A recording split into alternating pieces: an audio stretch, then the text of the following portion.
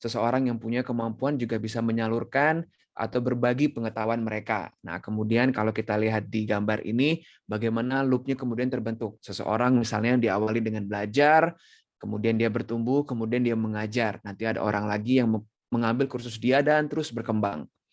Nah, seperti itu kurang lebih ekosistem di Udemy. Nah, mungkin untuk beberapa rekan-rekan pernah melihat logo Udemy seperti ini, yang warna merah dengan huruf U. Nah, ini kurang lebih logo yang lama.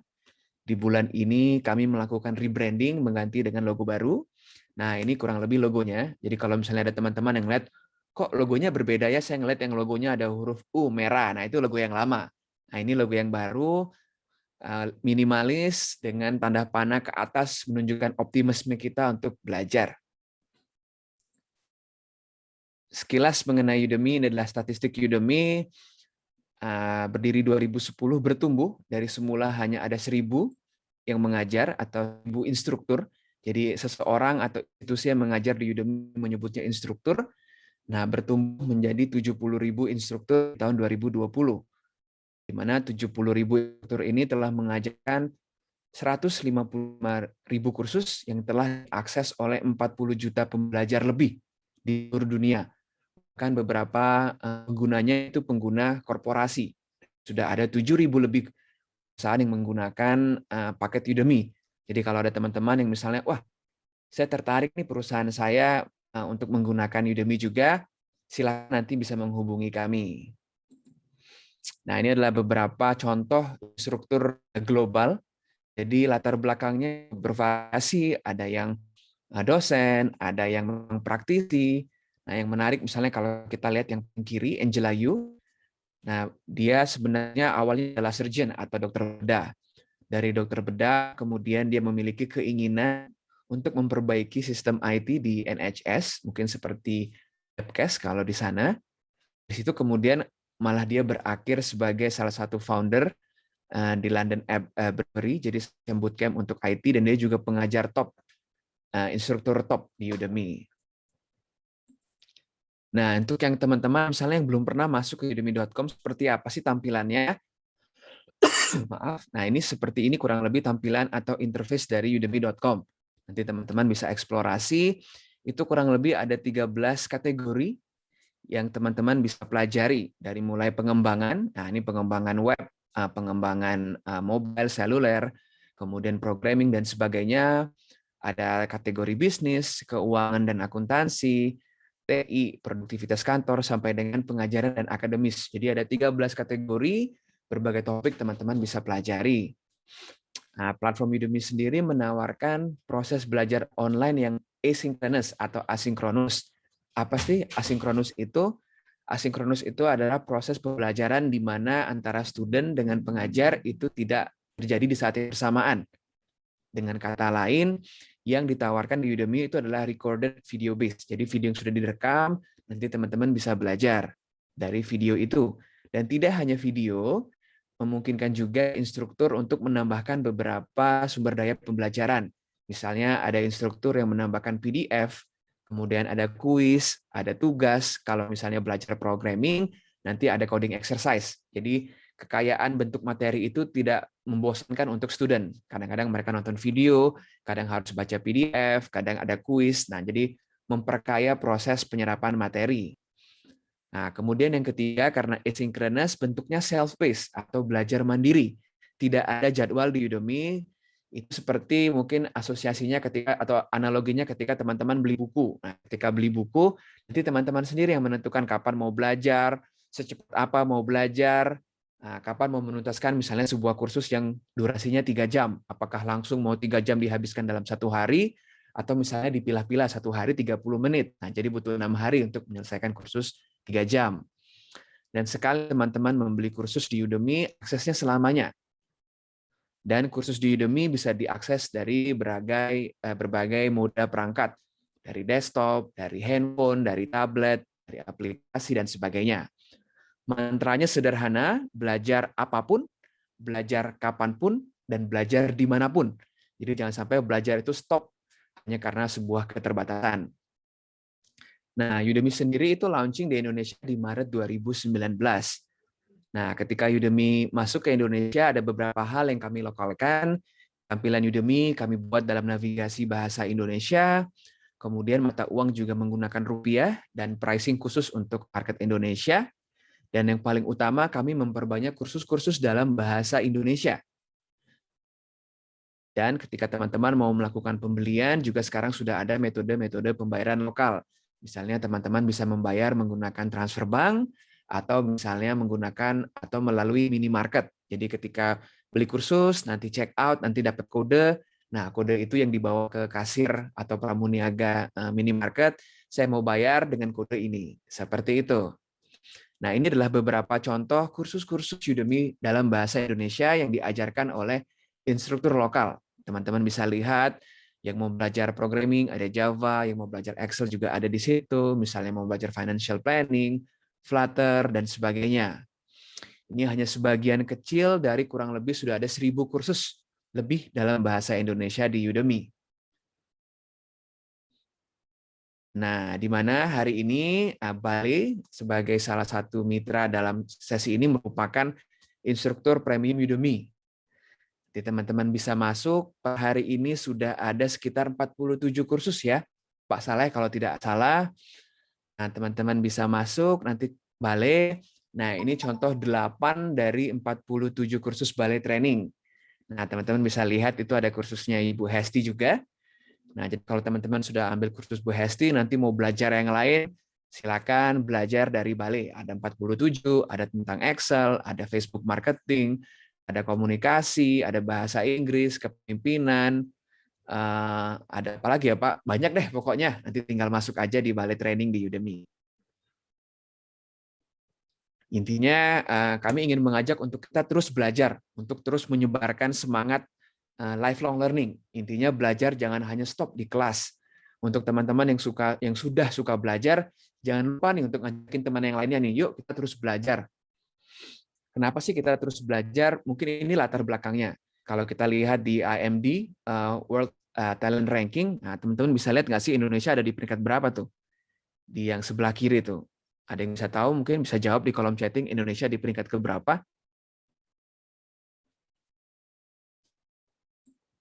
Atau terlalu kecil ya, misalnya Indonesia ada di peringkat 45. Nah, betul Mas Andri, ada di peringkat 45. Bahkan dari Bank Dunia indeks SDM itu ada di peringkat 87. Dan bagaimana kemudian pemerintah juga mendorong semakin banyak orang bisa belajar, berkembang sehingga kapasitas sumber daya manusia Indonesia semakin baik. Nah, saya suka sebuah kutipan dari Peter Drucker. Dia bilang keterampilan yang penting di abad 21 itu adalah keterampilan mempelajari keterampilan baru. Jadi keterampilan yang paling penting itu adalah keterampilan mempelajari keterampilan baru. Kenapa? Karena semuanya akan usang seiring dengan berjalan waktu. Jadi penting di era seperti ini, di era digital, kita untuk terus memperbarui diri kita. Misalnya kita belajar tentang Facebook marketing hari ini. Nanti 6 bulan lagi mungkin algoritma dari Facebook marketing sudah berubah. Kita harus belajar, kita harus terus belajar. Itulah yang kemudian disebut dengan continuous atau lifelong learning. Nah, ini saya suka dari sebuah bukunya Stephen R. Covey, dia bilang sharpening the saw atau mengasah gergaji. Nah, ini saya ambil contoh. Nah, misalnya ada 2 orang. Nah, 2 orang ini diminta yang sama memotong kayu. Nah, ambil contoh si A, diberi waktu 60 menit dan tools yang sama, jadi ada gergaji dan asah. Nah, si A 10 menit pertama dia bisa menghasilkan 10 kayu. Kemudian 10 menit kedua tetap misalnya 10 kayu. Dan dia terus menggergaji, si A ini menggergaji terus. Nah, mulai turun nih. Di menit 30 jumlah frekuensinya udah nggak 10 lagi nih. Mungkin 8, masuk ke menit 40 makin menurun dan makin menurun. Jadi sampai dengan 1 jam mungkin jumlah kayunya hanya 30. Nah, kemudian si B dengan tools yang sama. Nah, 10 menit yang pertama sama-sama 10 kayu yang berhasil didapatkan. Tapi apa yang dilakukan oleh si B setelah 10 menit pertama, dia istirahat dulu. Yang dilakukan adalah mengasah gergajinya. Kemudian dia lanjut lagi 10 menit berikutnya, kayu dapat 10 lagi. Setelah itu dia istirahat lagi, diasah lagi gergajinya, terus menggergaji lagi, diasah lagi, gergaji lagi, diasah lagi, gergaji lagi. Dengan waktu sama, dengan alat yang sama, tetapi hasilnya berbeda. Kenapa? karena si B dia melakukan stop atau dia melakukan evaluasi untuk melihat kira apa yang saya harus lakukan untuk lebih tetap produktif. Nah, di mana kalau di buku Sharpening the Soul itu ada 4 hal yang bisa dilakukan untuk mengevaluasi diri kita dari sisi jiwa, kemudian dari sisi raga, dari sisi pikiran, dan dari sisi semangat. Di mana dari sisi pikiran, salah satu yang bisa kita lakukan itu adalah melakukan proses pembelajaran. Kita belajar, kita terus belajar agar proses yang kita lakukan itu tidak sama, tetapi bisa lebih efektif. Nah, ini kalau Albert Einstein bilang, insanity is doing the same thing over and over again and expecting different result. Jadi kegilaan itu melakukan hal yang sama berulang-ulang kali tetapi mengharapkan hasil yang berbeda. Jadi kita perlu istirahat sejenak, kita belajar, kita mengevaluasi diri apa yang perlu kita lakukan. Nah, di mana belajar Udemy bisa menjadi salah satu proses evaluasi dan juga pembelajaran untuk pikiran. Kenapa sih belajar di Udemy? Mungkin yang pertama adalah convenience, kenyamanan. Teman-teman bisa belajar 24 jam dalam satu hari, bisa dari berbagai perangkat. Kemudian yang kedua, full fleksibilitas, teman-teman bisa memilih sendiri kursus yang mau, bisa memilih sendiri jadwalnya seperti apa. Misalnya teman-teman ada yang sibuk di siang hari, nah dengan belajar di Udemy, teman-teman bisa sisihkan waktu di malam hari untuk belajar, ya kan? Dan yang ketiga, misalnya leveling the playing field, atau memberikan kesempatan yang sama. Mungkin tidak semua kita memiliki kemampuan yang sama dalam menyerap sebuah materi. Nah, kalau kita belajar yang kelas live atau kelas yang sinkronus, ya udah ketika si pengajar lewat gitu, dan kita misalnya tidak secepat itu untuk menyerap, kita ketinggalan. Tetapi kalau bentuk kelasnya asynchronous, kita ketinggalan, kita bisa rewind lagi. Wah, kita nggak ngerti, kita rewind lagi. Jadi meskipun kita memiliki kemampuan yang berbeda dalam menyerap, nah dengan bentuk asynchronous, kita punya kesempatan untuk mengejar itu. Jadi kita menghabiskan waktu lebih banyak, misalnya untuk topik-topik tertentu. Dan yang pasti keempat, dari sisi harga relatif terjangkau. Mungkin satu kursus itu setara dengan minum 10 kopi kekinian ya. Jadi mungkin minum 10 kopi kekinian dikurangi ikut kursus 1 hari misalnya 1 kali 1 bulan. Nah, tetapi wah menarik nih belajar online banyak manfaatnya. Tetapi di Udemy untuk bisa belajar dengan maksimal juga perlu ada hal atau prinsip yang kita lakukan. Yang pertama, teman-teman harus punya motivasi yang kuat. Nah, karena kalau belajar di Udemy itu belajar mandiri. Nah, ketika belajar mandiri itu nggak ada yang ngeliatin nih. Nah, kalau motivasinya nggak kuat, ya udah di tengah-tengah stop. Nah, yang kedua, komitmennya juga harus tinggi. Kalau memulainya komitmennya tinggi, jangan sampai di tengah-tengah kemudian komitmennya menurun. Nah, karena bentuknya juga belajar mandiri, teman-teman harus punya time management yang baik. Kira-kira tahu kapan saya harus alokasikan waktu. Misalnya kursus ini 6 jam. Oke, artinya saya mau alokasikan setiap hari misalnya 30 menit. Atau setiap hari 10 menit jam sekian, sehingga dalam waktu sekian saya bisa menghabiskan kursus ini. Nah, di mana itu juga perlu didorong dengan motivasi yang kuat. Dan kenapa kita perlu untuk terus belajar. Jadi tidak hanya di Udemy, teman-teman terus belajar. Belajar dari buku, belajar dari artikel, belajar dari atasan, belajar dari bawahan, belajar dari lingkungan. Kita harus terus belajar. Kenapa? Yang pertama agar teman-teman terus relevan dengan keadaan yang terjadi. Ya kan, kalau kita tidak relevan, kita ketinggalan informasi, kita mungkin bisa menghasilkan keputusan yang tidak sesuai dengan kondisi. Dan yang kedua, prepare for the unexpected, mempersiapkan diri untuk hal yang tidak kita duga. Misalnya pandemi ini, mungkin di akhir 2019 kita tidak menduga pandemi ini akan terjadi.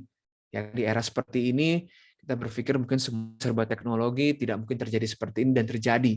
Bayangkan ketika kita tidak siap dengan digitalisasi, kita akan ketinggalan.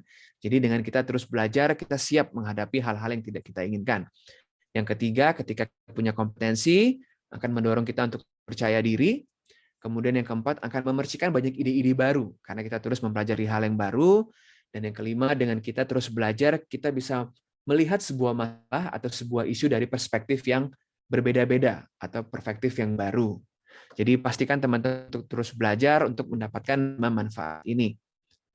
Nah, sekarang kita masuk ke sesi utama tentang komunikasi persuasif dengan teknik hipnotik. Nah, jadi sebenarnya sesi ini merupakan rangkuman dari kursus Ibu Hes dan Bale di Udemy. Nah, di Udemy judulnya itu komunikasi persuasif dengan teknik hipnotik. Nah, tanpa berpanjang lebar, saya akan panggil Ibu Hesti untuk menyampaikan sesi utama dari hari ini. Silakan Ibu Hesti untuk share screen-nya. Masih di mute, Ibu Hesti? Ya. Oke, terima kasih Mas Giri. Ya. Bismillahirrahmanirrahim. Sama-sama. Assalamualaikum warahmatullahi wabarakatuh. Waalaikumsalam warahmatullahi wabarakatuh. Terima kasih atas kesempatannya oleh Udemy, juga terima kasih atas kehadiran teman-teman di sini semua. Juga terima kasih kepada Balai Training. Punten ini suaranya sudah aman ya? Aman, Oke, terdengar. aman, ya. Mungkin teman-teman bisa di kolom chatting suara Ibu Hesti terdengar. Oh, ini ada yang jawab aman, Bu. Oh iya, terima kasih. Alhamdulillah. Oke. Senang sekali bertemu dengan teman-teman di sini semua. Saya yakin yang hadir di sini adalah yang semangat, yang senang belajar, dan semoga ini menjadi sebuah proses yang membuat teman-teman di sini semua menjadi orang-orang yang sukses, tidak hanya di dunia tapi juga di akhirat, tidak hanya untuk diri sendiri, Amin. juga untuk keluarga, juga untuk masyarakat, juga bahkan untuk negeri ya. Oke, Udemy apresiasi juga nih kepada Udemy yang sudah memberi kesempatan kepada kita trainer-trainer yang ada di Indonesia, sehingga kita bisa menyajikan training-training yang berbahasa Indonesia gitu ya. Sehingga mungkin ada padanan kata yang mungkin kalau dari luar agak sulit diterjemahkan gitu ya, sehingga dengan bahasa di sini, kemudian dengan kondisi yang ada di sini, ini bisa menjembatani keinginan teman-teman dalam menuntut ilmu. Gitu ya, Mas Giri ya. Ya, betul. Ya, baik. Perkenalkan, saya Hesti Sari Wijiati. Saya adalah bagian dari trainer Balai Training. Dan ini adalah video saya yang kedua. Video saya sudah ada yang ketiga. Dan yang keempat insya Allah. Nah, dan video ini membahas tentang komunikasi persuasif dengan teknik hipnotis. Ya, ini adalah sebuah teknik komunikasi yang saya jelasin dulu di screen-nya ya. Oh ya, sebelum mulai kita baca doa dulu ya, biar ini menjadi lebih kuat ilmunya mudah-mudahan ya. Kita buka dengan membaca basmalah. Bismillahirrahmanirrahim. Dan berdoa menurut kepercayaan masing-masing ya. Kalau kami biasanya dengan Rabbi ilma warzuqni fahman. Amin ya rabbal alamin. Semoga ilmu ini menjadi ilmu yang bermanfaat dan menjadi semangat kita untuk sukses. Amin. Dan Allah meridhai. Amin ya rabbal alamin. Oke ya, saya screen share ya. Boleh. Ya, siap. Oke, bismillahirrahmanirrahim. Belum terlihat? Oh, belum terlihat. Mesti di kali. Belum terlihat? Sudah saya share belum? Oke, sudah terlihat sekarang. Oke, sudah terlihat. Saya full mungkin teman-teman boleh informasikan di kolom chatting apakah sudah terlihat? Oke, sudah terlihat, Bu. Sudah ya? Oke. Ini terlihat sebagian atau full nih? Saya mau full. Belum full screen ya? Belum dibuat full screen. Oke.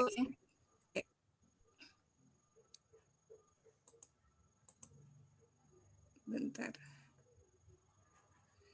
Kalingan ini.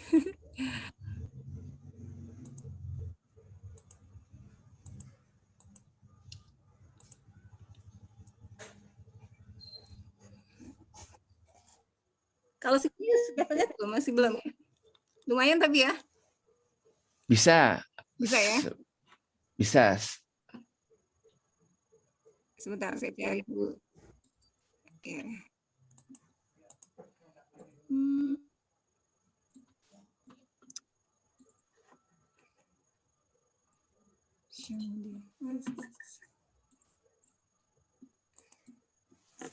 Kita pakai ini dulu aja, nggak apa-apa ya? Boleh, atau mau saya bantu pakai share screen saya, Bu? Boleh, silahkan. Sudah dikirim ya tadi ya? Oke, sudah. Oke. Sebentar.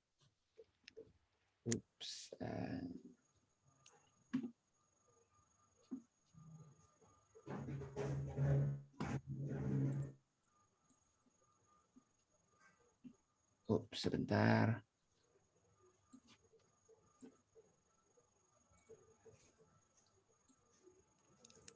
Ini dari mana aja nih yang hadir? Kalau boleh tahu?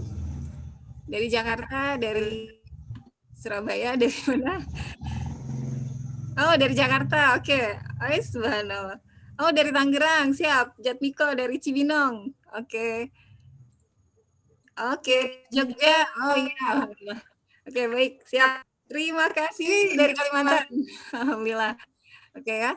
Mudah-mudahan setelah sesi ini kan ada videonya, teman-teman bisa pelajari lebih lanjut ya. Di sini saya hanya kesimpulan beberapa hal yang dari kesimpulan videonya juga tambahan justru. Jadi yang hadir di sini ini dapat tambahan dari video saya, 2 video saya yang lain gitu. Jadi ini plus sih sebenarnya. Oke ya, kita mulai dari komunikasi persuasif dan teknik hipnotis. Ya, apa sih komunikasi persuasif? Komunikasi persuasif adalah oke, bisa. Ya, ini dia. Persuasi adalah seni yang membuat orang lain tertarik gitu ya. Dan memenangkan mereka, ini yang penting nih. Ini adalah sebuah komunikasi yang membuat orang lain tertarik dan memenangkan mereka. Jadi yang dimenangkan tuh mereka. Tapi ini adalah atas ide-ide Anda dan tindakan yang Anda usulkan gitu.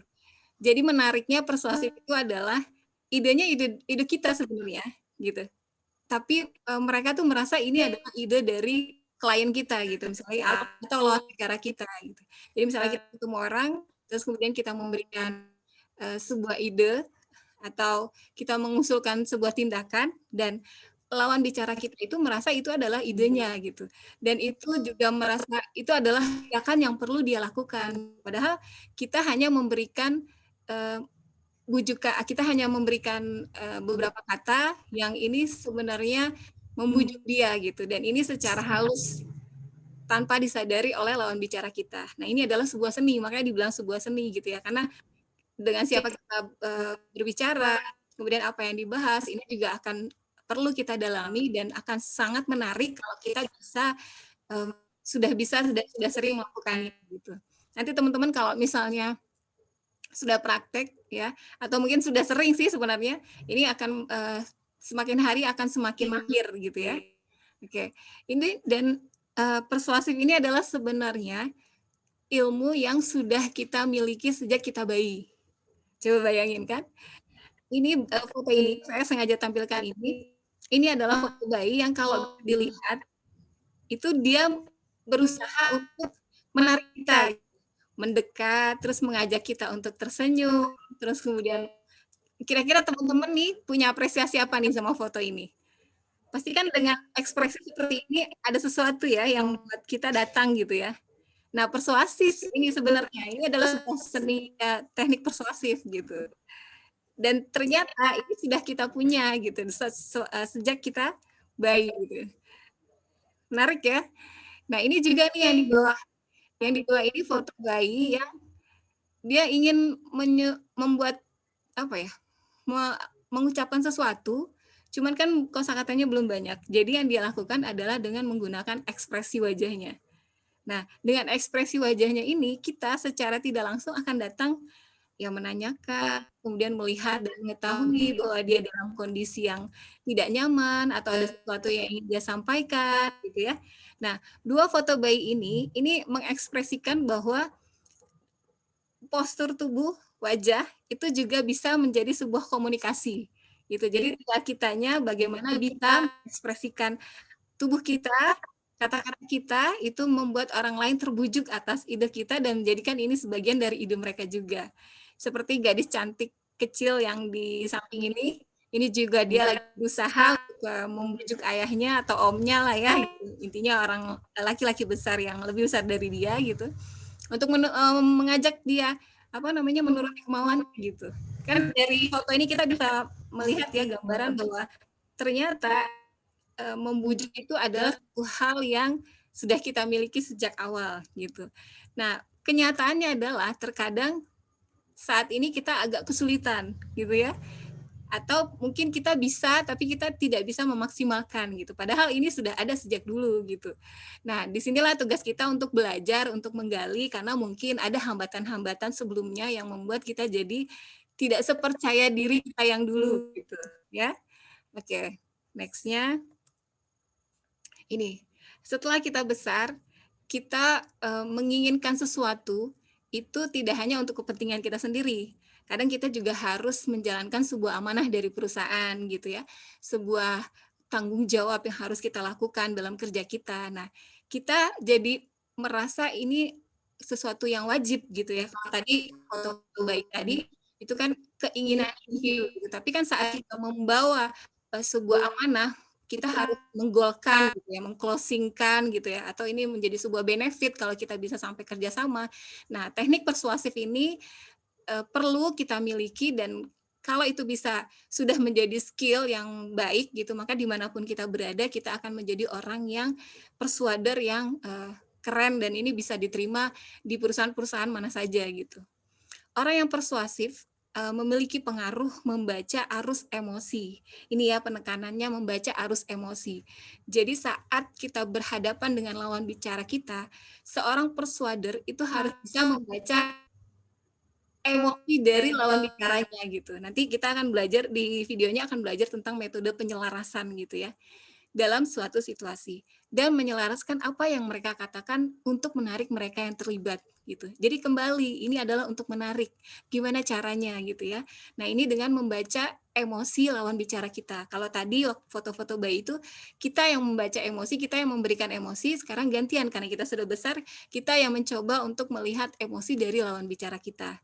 Nah, kalau kita berhasil, maka yang terjadi adalah ini, kita akan mudah closing gitu ya, dan kerjasama akan mudah tercapai. Mau apa mau? Insya Allah ya. Oke, kita belajar ya di sini semua insya Allah. Oke, lanjut. Ini punten S. Oke, nih. Sekarang teknik hipnotis ya. Kalau tadi kan persuasifnya, persuasif itu mengajak, membujuk gitu. Nah, sekarang hipnotisnya, hipnotik atau hipnotisnya ya. Ini kenapa pakai teknik ini? Karena ternyata ilmu ini sih sebenarnya sudah lama ya adanya gitu. Awalnya itu dari Mesmer ya, kalau dari apa namanya, literatur-literatur yang ada gitu. Itu dari Mesmer, di mana dia mencoba untuk mengajak mengumpulkan orang-orang yang sakit, kemudian membuat sebuah drama yang dimana kalau dia angkat tongkatnya gitu, maka semua yang ada di dalamnya itu sembuh gitu. Dan ternyata ini kan karena main sugesti ya, dan ternyata itu berhasil gitu. Ternyata mereka merasa orang-orang yang datang itu tadinya sakit jadi sembuh gitu. Walaupun dulu hitung-hitungannya agak mistis gitu ya, tapi seterusnya seperjalanan waktu itu diteliti, ditelaah, bahkan nanti kita lihat ya ada dokter-dokter yang ini dipakai untuk saat membedah gitu. Jadi kalau dulu kan belum ditemukan anestesi ya, obat untuk penghilang rasa sakit. Terus gimana kalau misalnya dia tiba-tiba terluka gitu ya, harus dioperasi gitu ya. Gimana cara menghilangkan dia biar nggak sakit gitu. Nah, dengan teknik ini, insya Allah ini bisa membantu untuk mensugesti agar rasa sakit itu hilang gitu. Karena pada dasarnya kita manusia itu punya frekuensi yang bisa disatukan gitu, sehingga bisa nyambung gitu. Makanya lahirlah ini teknik hipnotis di mana dia menggunakan sugesti atau pengaruh kata-kata yang disampaikan dengan teknik-teknik khusus. Jadi ada beberapa teknik yang nanti disampaikan di videonya. Makanya sayang kalau teman-teman nggak ambil ya setelah ini. Nah, di kekuatan dalam hipnotis ini adalah kekuatan kata-kata, juga pemahaman bahasa, dan body language gitu. Jadi kan kalau ada yang suka nonton film Korea mungkin gitu ya, bagaimana dia sebenarnya cuma diem aja, tapi kemudian dia melirik gitu atau dia berdeham, itu menyimbolkan sesuatu gitu, itu menyiratkan sesuatu. Nah, itu juga body language gitu. Jadi kita perlu belajar body language untuk diri kita, tapi kita juga perlu belajar body language dari lawan bicara kita. Jadi biar kita tahu kondisi dia, karena kan kalau badan itu lebih jujur ya, natural ya. Orang yang lagi resah tuh bisa kelihatan gerakannya seperti apa, orang lagi happy itu seperti apa, itu kan bisa terlihat.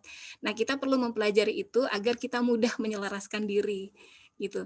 Ini ya, ini kita manusia itu pada dasarnya itu memiliki frekuensi, memiliki gelombang otak di mana ini nanti akan menjadi sebuah analisa kita dan menjadi sebuah keputusan, kira-kira kata-kata apa yang mau kita keluarkan, kira-kira hal apa yang mau kita sampaikan, sejauh mana ide kita ini diterima. Nah, itu dari gelombang-gelombang itu dan dari hal-hal lain yang kemudian kita akhirnya bisa mencoba masuk ke dalam pikiran sadar dan pikiran bawah sadar lawan bicara kita. Nah, ini saya gambarkan ini ya, teknik hipnotis gitu. Karena memang kalau di Indonesia nih ada Romi Rafael ya, beliau sudah sampai ke tahap yang misalnya belanja pakai uang kertas, bukan uang beneran gitu, itu sudah sampai bisa gitu. Karena itu ada permainan percepatan mata dan juga percepatan bagaimana membuat lawan bicaranya agak jadi nanti ada ya di titik dia bezong lah gitu ya, masuk tuh ya kalau kita bilangnya dia masuk ke gerbang filter gitu. Nah, hipnotis itu adalah diterimanya ide tanpa kritik. Nah, nanti kita belajar tentang pikiran sadar dan pikiran bawah sadar. Kenapa? Sebuah ide ini bisa diterima tanpa dipikirin dulu gitu. Jadi Toto main beli-beli aja gitu ya. Kadang kan kita suka atau orang lain misalkan kita tawarin Toto tertarik gitu ya. Main beli-beli aja gitu. Kadang-kadang nggak paham. Ini sebenarnya kita nggak butuh ini gitu, tapi nggak tahu kenapa dibeli ya gitu. Nah, hal kayak gitu yang sebenarnya itu adalah sebuah teknik hipnotis yang bisa kita pelajarin gitu. Oke, next-nya. Oke, ini juga ada satu pertanyaan Bu Oh, dari udah. Mas Irfan. Oke, silakan. Udah ada pertanyaan, Mungkin udah boleh ya? karena mungkin terkait dengan yang disampaikan Ibu Hesti ya. Oke, siap. Dia nanya bukannya itu malah bahaya Bu, kan rasa sakit itu pertanda ada yang tidak benar dengan tubuh kita. Dengan menghilangkan rasa artinya kita tidak tahu ada masalah dalam tubuh kita. Oh iya, boleh nanti saya jelasin lagi detailnya. Sementaranya, kadang ada waktu-waktu yang memang kayak misalnya mohon maaf ya melahirkan gitu ya. Itu kan disesar lah ya. Kalau melahirkan mungkin normal itu masih harus dilalui gitu ya. Kalau nggak ada rasa sakit justru dia nggak keluar. Nah misalnya sesar itu kan perutnya dibelek gitu ya. Itu bukan sakit biasa. Istilahnya bukan sakit hati lah gitu misalnya. Tapi sakit yang atau sakit badan yang misalnya pusing apa gitu ya. Tapi ini sakit yang memang gimana sih darah keluar tubuh diseset gitu kan itu sesuatu yang apa ya sadarnya tuh kena gitu kayak misalnya kamu nih maaf ya gitu sengajain digores gitu kan atau apa gitu. Nah itu kalau tidak dikasih obat penenang gitu ya atau kalau di rumah sakit mungkin dibius gitu ya, itu operasi akan nggak berjalan gitu, dia bisa meronta apa segala macam gitu. Makanya perlu juga untuk anestesi itu perlu gitu untuk hal-hal yang memang di kondisi-kondisi yang urgen gitu. Kalau untuk yang biasa-biasa dosisnya mungkin kalau kayak penghilang rasa sakit tuh ya sakit kepala itu kan dosisnya kecil ya, itu memang untuk sekedar agar nidurin aja gitu. Tapi kalau untuk obat yang operasi itu memang perlu gitu. Nanti saya jelasin kita ada tingkat kesadaran ya, kenapa kita perlu ini ya. Boleh ya lanjut ya? Baik. Oke. Lanjut Bu. Siap. Nah, ini kita belajar ini nih nanti tentang psikologi komunikasi gitu ya. Jadi kalau yang di sini nanti buka link videonya itu bisa lebih detail. Kemudian ada persuasive skill gitu ya, bagaimana sebuah kata itu bisa jadi sebuah sederhana tapi ternyata kita nggak sadar loh ya. Itu kata-kata yang sederhana tapi itu makjleb gitu ya istilahnya. Masuk dan itu bisa masuk ke alam bawah sadar dan dia bisa ngikutin apa yang kita mau, kan keren. Kemudian ada hypnotic skill. Di sini memang hipnotis itu kayak kalau tadi saya contohkan bagaimana Romi Rafael bisa mengganti kertas menjadi uang, itu sebenarnya trik aja gitu ya.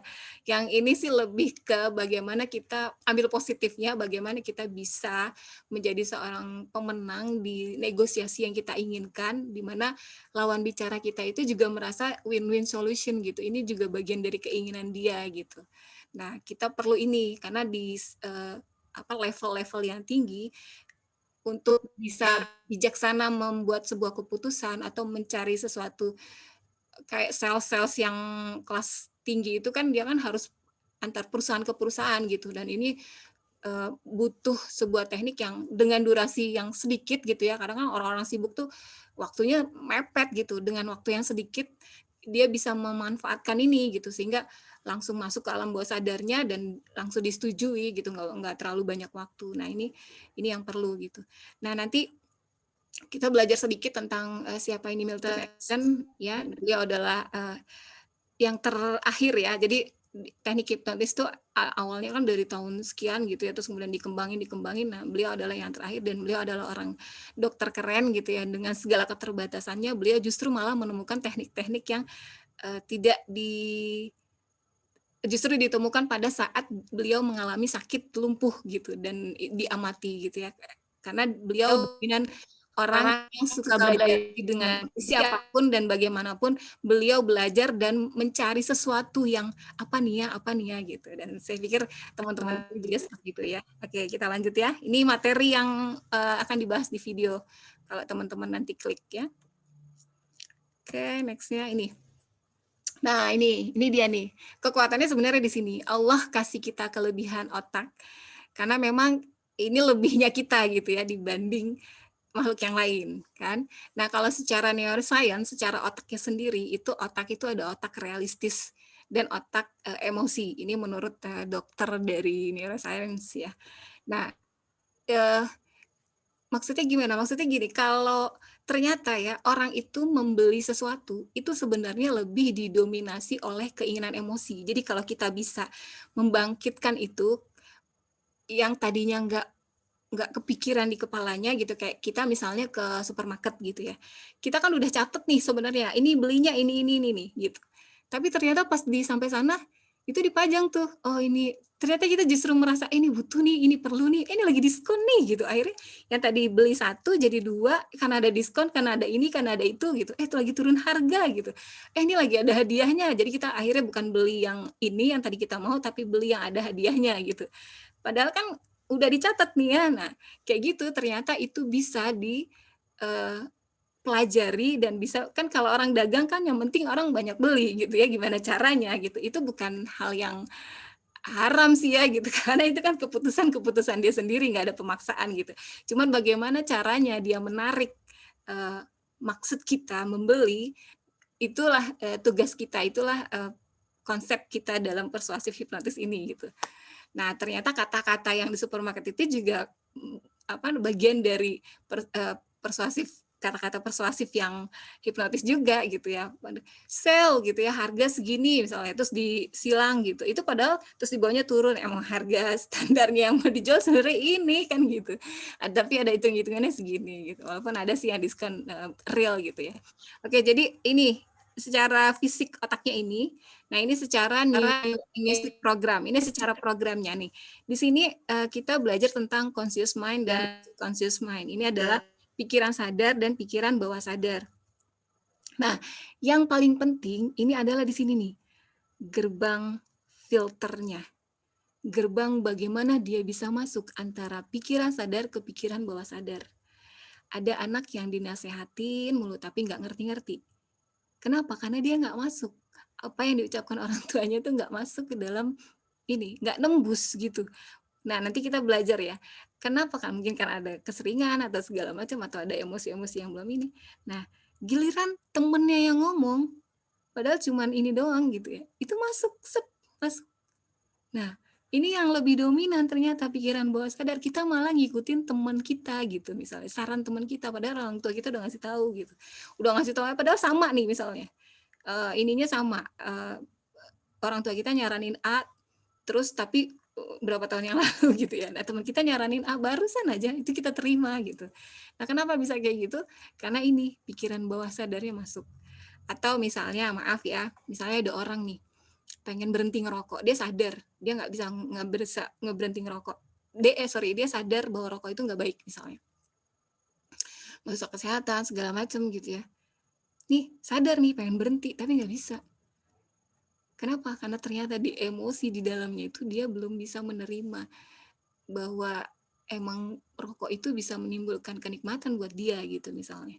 Jadi dia merasa dia butuh. Nah, ini yang harus dibongkar gitu. Ini yang harus kita berusaha untuk masuk sehingga menyadarkan pikiran bawah sadar kita sama-sama sehingga yang keluarnya adalah sama dengan pikiran sadar kita bahwa oke, ini harus berhenti dan kita cari cara gimana caranya biar bisa berhenti gitu. Nah, di pikiran bawah sadar ini kalau kita bisa bermain di sini sama kalau kita bisa bernegosiasi juga gitu. Misalnya kita ketemu nih sama orang terus mungkin ada kan orang yang pas datang itu ya langsung disambut ramah gitu, terus silakan Pak gitu ya, silakan minum dulu gitu ya, sapa gitu. Tadinya nggak pengen beli, tadinya kita cuman pengen lihat dia doang gitu ya, tapi pas ini ada produk kita yang seperti ini mungkin bisa dilihat dulu gitu ya. Nah, terus tahu-tahu kita karena dikasih kenyamanan, karena kita merasa nggak enak sama orang yang ramah, akhirnya kita duduk, kita nurutin maunya. Nah, itu masuk ke dalam pikiran bawah sadarnya. Akhirnya kita membeli gitu ya. Nah, itu masuk ke dalam pikiran sadarnya. Pikiran bawah sadarnya. Hanya kenapa kita penting belajar tentang bagaimana kita menembus pikiran bawah sadar ini agar tujuan kita tercapai. Gitu. Oke, lanjut dulu ya. Boleh sih kalau ada yang mau nanya. Ini gelombang otak. Ya. Hipnotis ini bisa masuk saat klien kita itu sudah masuk di mulai alfa ya, teta gitu ya. Mulai agak-agak kayak orang ngelamun ya. Bukan ngelamun sih, terpukau kayak gitu ya. Terus takjub atau merasa nyaman kayak gitu. Tapi kalau misalnya baru datang terus otaknya masih otak beta ya, masih otaknya standar gitu, masih on banget. Nah, itu belum bisa tuh masukin hipnotis. Tapi kalau sudah di titik alfa kayak tadi ya, dikasih kenyamanan. Coba deh teman-teman datang ke marketing gallery gitu ya, kalau di perumahan kawasan gitu. Itu pasti datang tuh diterima, disapa, disuguhin, ditanya baik-baik. Nah, itu pelan-pelan tuh otak kita turun gitu. Turun gelombang otaknya, nanti mulai agak reda, terus ruangannya AC, nyaman, kita yang habis dari panas-panasan terus akhirnya, nah itu tuh masuk ke gelombang otak gitu. Nah, ini penting buat orang lain kita pelajari, juga penting buat diri kita gitu. Saat kita menjual sesuatu, ini yang harus dipikirin nih, gini. Jadi ada yang namanya, kita juga harus hati-hati dengan lintasan pikiran. Jadi kadang kan ya siapapun ya, kadang terlintas nih, ini orang kayaknya nggak masuk deh ke kriteria konsumen kita gitu. Misalnya produk yang kita jual harganya lumayan gitu ya, ini nggak masuk nih gitu. Udah, hati-hati gitu, karena gelombang itu nyambung gitu, dan itu bisa jadi padahal ternyata dia pakaiannya sederhana, nggak taunya bawa uangnya pakai kresek emang, tapi dolar gitu misalnya. Nah, itu yang harus kita jaga gitu. Jadi kita sebagai sales, sebagai persuader gitu ya, negosiator gitu, itu hati-hati dengan lintasan pikiran, dan kalaupun ada, buru-buru balikan ke hal yang positif gitu. Jangan sampai negatif. Kalau lintasan pikirannya positif, it's okay, nggak masalah. Lintasan pikiran juga nggak melulu pas timing waktu itu gitu ya. Kayak saya dulu pernah waktu kecil tuh lihat peta itu, terus kayaknya kalau ke NTT sama ke NTB asik kali ya gitu kan, pulaunya kecil-kecil di sana gitu ya dulu. Ternyata 30 tahun kemudian, 40 tahun kemudian baru aku ada di sini ya gitu. Ternyata itu bagian dari doa juga gitu. Jadi kalian yang punya lintasan pikiran yang positif, yakin aja insya Allah bismillah ini bisa jadi doa dan makbul gitu ya. Kayak misalnya kan, keren kali ya kalau aku bisa punya rumah di sini, apartemen di sini, atau punya mobil ini gitu ya. Nggak apa-apa gitu, sambil dipositifin aja. Semoga itu jadi bagian dari ijabah kalian gitu. Teman-teman, sorry. Oke, ini juga ada nih gelombang otak nih juga ada di kita pelajari ini dari peristiwa bahagia misalnya nih. Ini yang udah berkeluarga nih ya, yang gampangnya nih misalnya. Teman-teman pernah ingat nggak 10 tahun yang seminggu yang lalu itu pakai seragam apa? Pakai baju apa gitu? Sorry kalau seragam bisa aja nggak seragam ya. Pakai baju apa? Ingat nggak? Ini Mas Giri gitu misalnya. Ingat nggak? Seminggu yang lalu ingat nggak pakai baju apa Mas Giri? Mas Giri udah nikah belum? Udah. Udah ya. Lupa tuh seminggu yang lalu. Seminggu lalu udah lupa ya. Oke, kalau 3 hari yang lalu ingat nggak? Lupa juga ya. Lupa juga ya. Kalau pas akad nikah, ingat pakai baju apa? Iya, ada seragam, ada kostumnya. Ingat kan? Ingat gak ya? Iya. Ingat ya? Kenapa bisa ingat? Karena itu ya, ada karena momentum berharga ya. Iya, betul. Nah, itu alam bawah sadar tuh di situ gitu. Kenapa kita bisa yang lama itu bisa ingat gitu ya. Kalau bahagia ya bahagia, kalau trauma ya trauma juga. Kadang ada pengalaman yang kita nggak bisa lupain gitu, dan itu harus bersihin dulu gitu ya pikiran bawah sadarnya gitu. Dan ini juga kadang bisa juga jadi menghambat juga kalau misalnya peristiwanya peristiwa menakutkan gitu ya, misalnya pernah dibentak atasan terus akhirnya ngadepin orang yang menengah ke atas jadi grogi atau apa segala macam. Nah, itu perlu kita belajar hipnoterapi juga. Di hipnoterapi juga bisa itu diminimalisir atau bisa dihilangkan juga sih untuk tidak normal kembali. Oke. Saya berapa lama nih ya durasinya? Oke, hasrat juga ini keinginan. Jadi sebesar kalau Anda punya teman-teman punya keinginan yang besar, insya Allah ini juga effortnya biasanya besar. Terus kan kita punya aura ya, jadi gelombangnya juga besar sehingga kemungkinan goalnya juga besar gitu. Kalau memang hasrat kita itu demikian besar gitu, jadi alam semesta ini punya gelombang yang sebenarnya bisa disesuaikan dengan kemauan kita gitu. Jadi tinggal kitanya aja dan kesabaran kita gitu ya insya Allah. Nah terus ini juga ada ide gitu ya. Kadang kita kan iya ada lihat ini jadi punya ide ini, itu juga kan dari mata gelombang-gelombang gitu ya. Nah kalau dalam Islam ada penyakit ain, ini juga ada. Jadi ada Rasulullah bilang penyakit kedua setelah penyebab kematian kedua setelah ke takdir adalah ain gitu. Jadi kalau ada orang nih, mohon maaf ya, dia nggak suka sama kita, terus kemudian dia mancarkan sesuatu gitu ya, dia liatin kita aja gitu, kebencian atau apa segala, itu hati-hati, nanti kadang suka ngedrop atau segala macam gitu ya. Nah itu ternyata di Islam juga ada itu namanya penyakit ain, kena penyakit ain gitu ya. Nah obatnya itu adalah diminta berudu orang yang itunya, lalu disiram ke tubuhnya gitu. Nah ini artinya ternyata ini juga kan kalau Rasulullah sampaikan udah lama ya, beliau lahir berapa ya, 571 sebelum Hijriah gitu ya, itu udah lahir, berarti kan udah lama banget gitu. Nah ini udah ada ternyata gitu ya, udah disampaikan sama beliau. Oke kita lanjut ya. Sorry, ini dia nih. Ini kondisi yang dapat membuka gerbang seleksi atau filter yang tadi ya, yang ada di tengah itu ya, antara alam sadar dengan alam bawah sadar ya. Kalau kita udah masuk di sini, ini insya Allah kita melakukan apapun lebih mudah gitu. Pun termasuk meluluhkan hati siapapun gitu. Ini ada kondisi alfa, ini kondisi yang kalau bahagia, makanya kenapa kalau pacar ngomong lebih didengar gitu ya dibanding ibunya gitu misalnya. Tapi kondisi sedih juga gitu, orang kalau lagi sedih terus dikasih dimarah-marahin lagi, udah masuk ke alam bawah sadarnya, itu malah ngeblok dia gitu. Atau juga lagi mediasi, mediasi itu kan misalnya kita healing gitu ya, kita ada masalah terus kita coba healing, nah ini bisa pelan-pelan terus sugesti dimasuki, itu bisa ya. Ini kedua, maaf ya. Nah ini nonton TV maksudnya, kalau kita nonton TV itu hati-hati untuk anak-anak, itu masukan, makanya sekarang punten kejahatan itu lebih banyak ya, karena kan game itu kan perang-perangan gitu ya, sehingga empati dia itu tuh bahaya juga sih, itu kan masuk dan membunuh rasa empati dan lain-lainnya gitu. Nah makanya ini perlu diantisipasi gitu.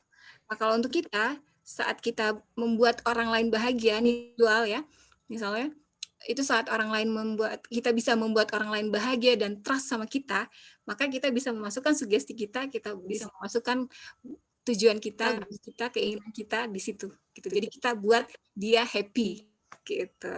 Ya. Oke, terus repetisi, pengulangan ya. Pengulangan itu kalau di bisnis itu misalnya iklan gitu ya, kan diulang lagi, entah itu bagus atau enggak, itu kalau terulang terus itu bisa menjadi kebiasaan dan bisa teringat gitu ya. Jadi kalau kenapa iklan tuh ada lagi, jadi pas giliran ada pilihan misalnya di supermarket gitu, milih apa yang kita ingat itulah yang akan masuk, oh yang ini gitu, dan yang klik sama kita, selaras dengan kita itu oh gula ini gitu, misalnya oh kopi yang ini, kopi sekarang banyak tuh ya, kopi ini, oh ini enak nih, ini nih kan. Nah itu atau juga ini figur otoritas nih ya, kan sekarang lagi demam filmnya Aldi Bareng, apa namanya ya itu, dia kan iklan di mana-mana ya, sampai mie aja mau gitu kan. Nah figur otoritas ini juga bisa nggak cuma artis sih, iklan misalnya juga bisa tokoh gitu ya. Jadi kalau misalnya dibilang Einstein bilang gini, nah kita langsung percaya aja gitu. Terus kemudian si ini bilang ini, nah itu juga langsung percaya aja. Nah ini baiknya memang dimanfaatkan kalau misalnya punya atasan oh Pak Presiden Presdir ini pakai ini juga loh ya gitu. Oh si artis ini pakai ini juga loh ya gitu. Oh ini. Nah kita perlu tuh boleh gitu. Atau kalau dia yang mengungkapkan itu lebih keren lagi. Kemudian identitas kelompok ini juga bisa masuk ke gerbang filter. Jadi kalau misalnya dia merasa oh yang apa namanya ini kayak ibu-ibu sekarang kan bikin grup-grup yang ya apa namanya ibu-ibu yang sosmed sekarang suka bikin grup-grup kayak gitu ya. Nah itu juga kan jadi membuat ini sendiri kelompok sendiri. Oke saya agak percepat dikit ya. Ini yang terakhir adalah emosi intens, emosi yang terus menerus ini juga bisa membuka gerbang filter. Jadi orang yang mungkin sering dimarahin gitu ya itu jadi cenderung untuk depresi dan lain-lain. Tapi juga kalau misalnya dia sering bahagia, dibuat bahagia, senang apa segala macam, ini juga bisa membuat dia jadi termotivasi, jadi tersemangati gitu. Makanya kita perlu menjaga diri kita, menjaga emosi kita untuk misalnya ya berteman, berlingkungan dengan yang positif gitu, biar emosi kita tuh nggak terganggu gitu. Karena kalau udah sering kena bullying gitu ya, itu kan bahaya buat dia, buat kita. Oke, silakan deh ya kalau ada yang bertanya, maaf. Nah ini dia nih, sorry. Wah ada slide yang bentar ya. Nah ini tingkat kebahagiaan ya. Oh sorry, tingkat kesadaran gini. Jadi kita saat berhadapan dengan orang, kita juga harus mengukur diri kita. Ini kita ada di level mana nih, netral kah gitu. Karena kalau kita hanya misalnya di bawah ya, kita dalam kondisi nggak percaya diri, kita dalam kondisi marah, dalam kondisi sedih gitu ya, itu terpancar gitu. Jadi sebelum kita berhadapan dengan klien kita, apa namanya, dengan yang orang yang kita maksud gitu ya, coba kita turunkan, selaraskan diri kita dulu agar kita ada di kondisi netral gitu. Jadi kalau misalnya kita sedih, kita cari hal-hal yang membuat kita bahagia. Ya apa saja boleh. Misalnya kalau misalnya senang ketemu anak kecil, lihat anak kecil, senang makan coklat, atau senang olahraga gitu. Apa yang membuat kita happy dulu gitu. Buat mood kita itu nyaman dulu. Kalau mood kita udah nyaman, maka otomatis tadi ya gelombang frekuensi itu keluar, itu juga nyaman juga gitu. Jadi apa yang kita keluar, apa yang ada di dalam diri kita itu akan keluar. Nah, kita usahakan yang keluar adalah yang positif. Walaupun kita ada di dalam kondisi yang kurang nyaman, di detik itu kita coba untuk balikan pikiran kita sehingga kita menemukan hal yang nyaman dulu, baru kita maju gitu. Selaraskan diri kita dulu. Jadi kalau kita udah selaras, udah nyaman dengan diri kita, biar orang juga mudah selaras dan nyaman dengan kita gitu. Sampai sini ini ya. Jadi kalau ada teman-teman misalnya aku nih maaf ya, nih di luar dari negosiasi gitu, merasa sedih atau segala macam gitu. Nah, cara untuk menetralkannya coba cari berbuat kebaikan gitu. Berzikir atau berbuat kebaikan atau ibadah gitu ya. Intinya hal-hal yang positif.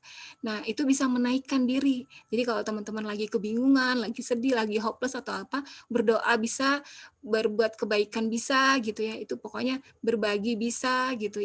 Itu bisa membantu menetral. Ntar kalau udah netral ke atas, kalau udah naik lagi nanti ke happy ini untuk kehidupan sendiri juga ya.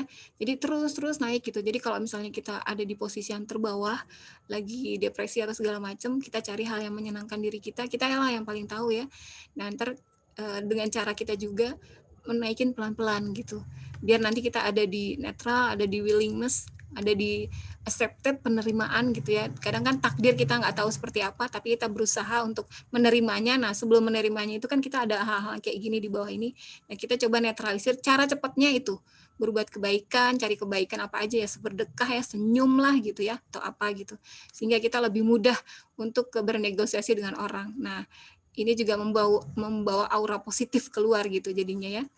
Jadi teman-teman perlu perhatikan ini. Aku lagi sedih nggak ya? Aku lagi nyaman nggak ya? Aku lagi gimana? Takutnya itu malah kebawa ke teman kita atau ke klien kita gitu ya. Oke, next nanti boleh tanya-tanya ya. Nanti biar saya jelasin. Oh ini. Ini ada teknik persuasif. Jadi saya bagi sebagian aja ya. Jadi di video itu ada teknik persuasif beberapa ya. Ini ada tentang yes.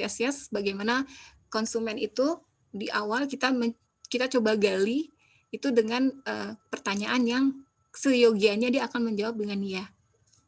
Hari ini cari pertanyaan yang Bapak saya lihat hari ini terlihat bahagia gitu. Kalau kita yakin dia lebih bahagia ya. Atau Bapak seger nih hari ini, iya gitu. Ini Bapak baru ini jawabnya iya gitu. Bapak pernah di sini, iya gitu. Nah jadi orang kalau dibiasa yes gitu ya, udah jawab yes, pertanyaan kita dijawab yes sama dia sekali, kedua kali yes lagi, ketiganya yes, keempatnya biasanya yes. Akhirnya dia yes kan apa yang kita mau gitu ya.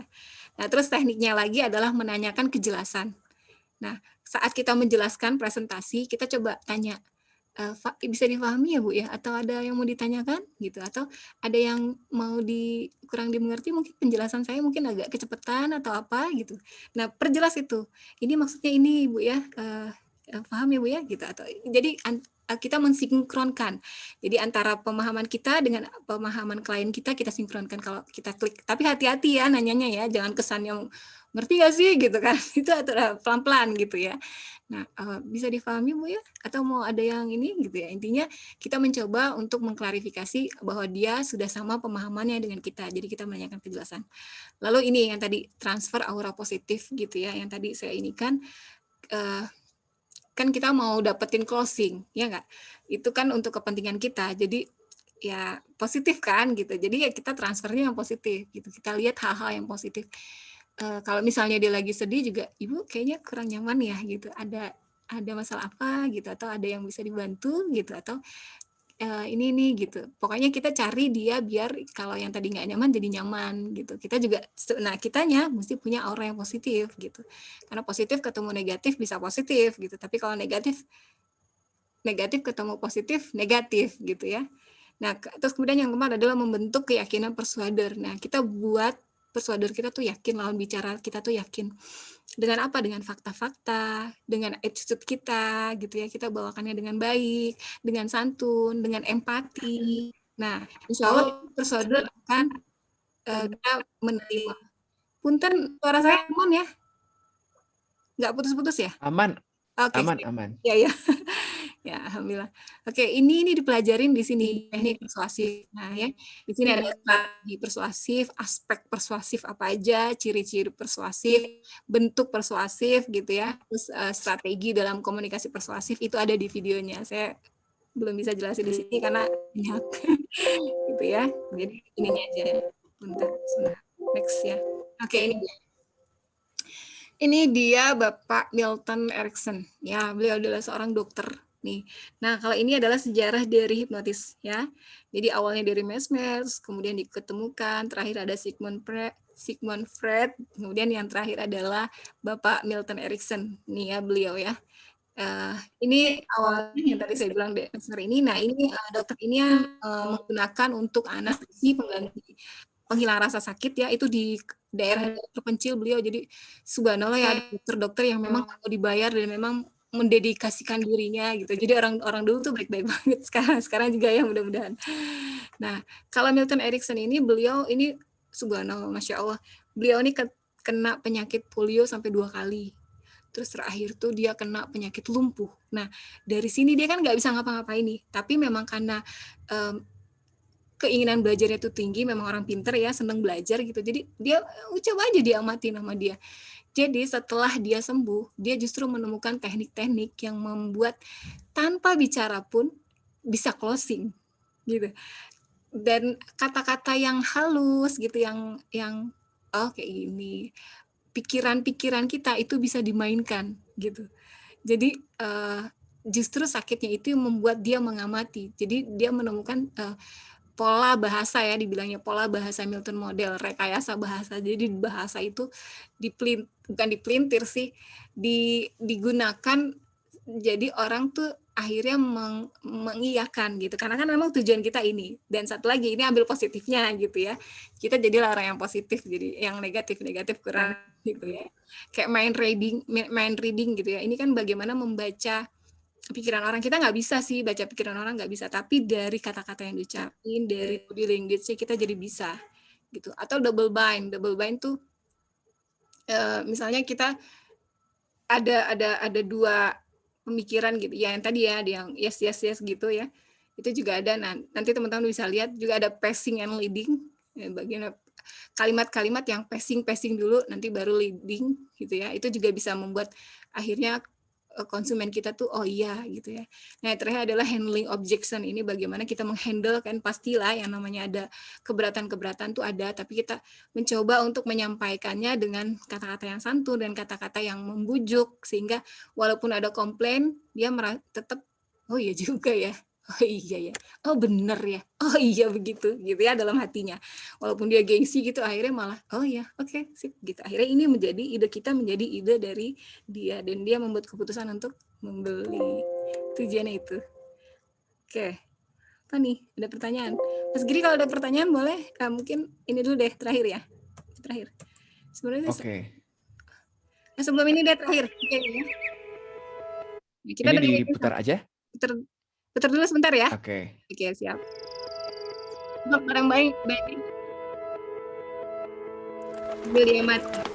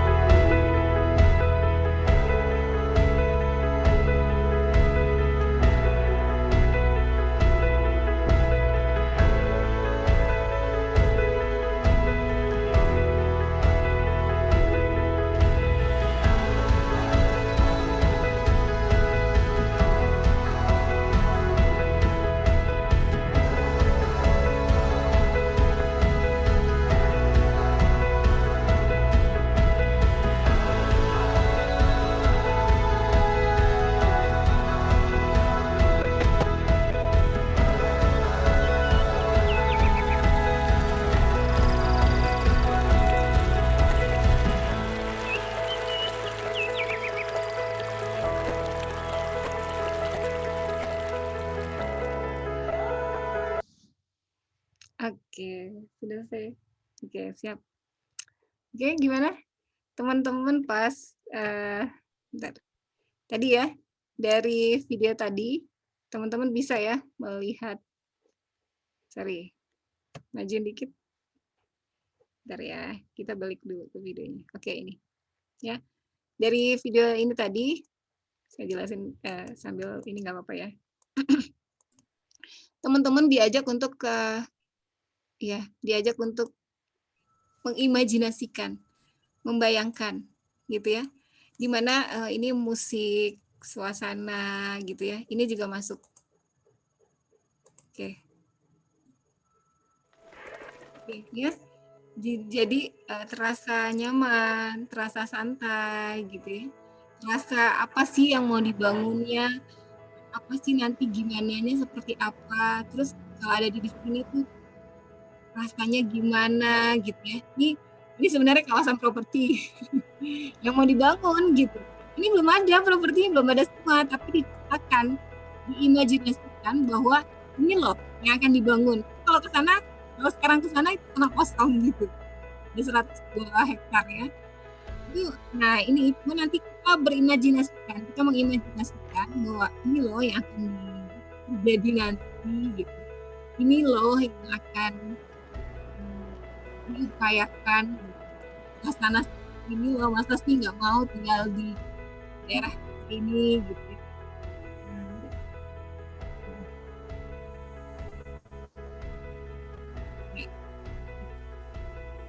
Ya, nah, jadi maksudnya di sini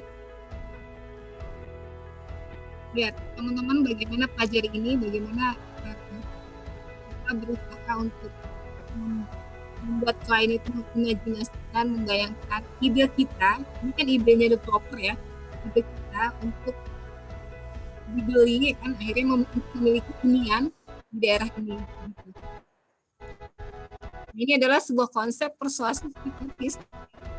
Hipnotis dengan imajinasinya, dengan bayangan-bayangan, dengan suasananya, dengan cawan burungnya, gitu ya. Alam banget nih. Ya. Nah, teman-teman juga gitu kalau misalnya bertemu dengan klien, terus kemudian yang perlu disampaikan awalnya itu, coba deh Bapak bayangkan, misalkan ada di sebuah tempat yang seperti ini gitu, atau mungkin ada produk, ini Bapak bisa bayangkan nih misalnya kerjasama ini terjadi, maka akan ada ini. Bapak diuntungkan secara ini gitu ya. Karena manusia itu pada dasarnya itu mengejar kebahagiaan dan menghindari kesulitan gitu. Cari itu promo terbaik kita itu. Karena dasarnya manusia itu. Kita semua tuh mengejar kebahagiaan, ya enggak? Kita pengen senang-senang, kenapa kita pengen kerja? Karena kita dapat gaji nantinya gitu kan. Dengan gaji itu kita bisa membeli ini, bisa membeli itu, bisa membayar ini, bayar itu, bisa ke sana ke sini gitu kan. Prestis dan lain-lain gitu. Padahal kan capek gitu, tapi nggak apa-apa, it's okay. Yang penting kita bisa dapat kebahagiaan. Sama, kalau jual itu juga gitu. Misalnya apa nih benefit apa yang bisa kita berikan kepada konsumen kita sehingga dia bisa mendapatkan kebahagiaan. Nah, kalaupun misalnya dia bisa punya rumah dengan dicicil gitu kan. Oh iya ya, kan dicicil gitu. Yang penting dia punya rumah, walaupun dia sebenarnya kan kalau dia itu harusnya punya uang dulu gitu ya, kan bersakit-sakit dulu nabung dulu gitu. Tapi kan ini enggak, kita bantu kemudahan dengan dicicil misalnya. Kayak gitu misalnya dia belum punya rumah. Kan jadi sebuah solusi gitu. Nah, itu.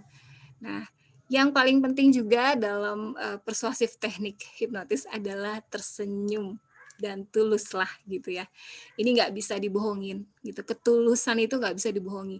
Jadi orang itu bisa menilai kok kita tulus atau enggak. Anak kecil pun bisa menilai gitu. Jadi upayakan kita menjadi pribadi yang tulus, mudah tersenyum gitu ya, sehingga aura positifnya itu memancarin. Belum apa-apa dari jauh aja tuh konsumen udah gitu. Kayaknya oh iya gitu. Ngelihat kita jadi nanti emosinya tuh kebawa. Membeli kadang tidak berdasarkan produknya gitu, tapi oh ya ramah sih gitu kan misalnya. Makanya kenapa punten ya kalau rokok itu cowok cewek gitu, terus mobil juga gitu, karena kan nanti yang beli laki-laki gitu. Emosinya tuh yang diambil itu gitu. Terus kemudian kalau rumah kan biasanya ya istrinya dibawa juga gitu, karena kan nanti pasti ada keputusan istrinya gitu. Nah, itu gimana caranya kan gitu. Nah, ini tulus dan tersenyumlah itu kunci yang penting buat kita yang mudah ya, tapi ya kalau nggak dilatih nggak bisa juga gitu. Ini penting. Oke ya.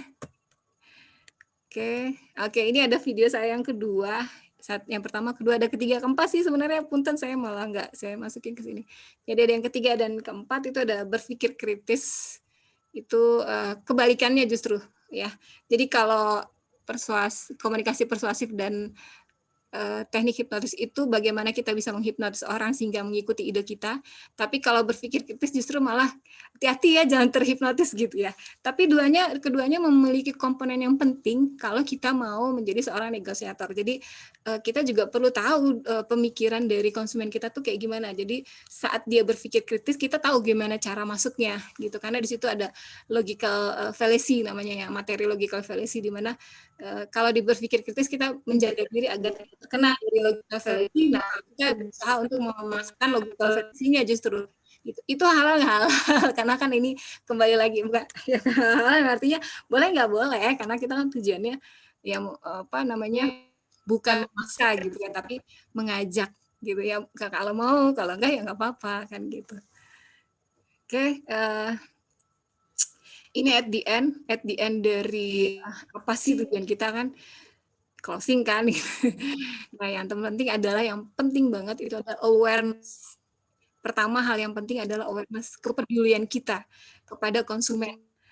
Ya empati, ya senyum, ya aura positif, ya penghargaan, ya didengar gitu ya. Kita sebagai ini, saya juga masih belajar ya, kita sama-sama belajar gitu ya, ya didengar dan segala macam gitu. Nah, kalau kita sudah masuk ke awareness, kita merasa mereka sudah aware sama kita, mereka udah merasa trust, nyaman, sudah selaras, maka ada cold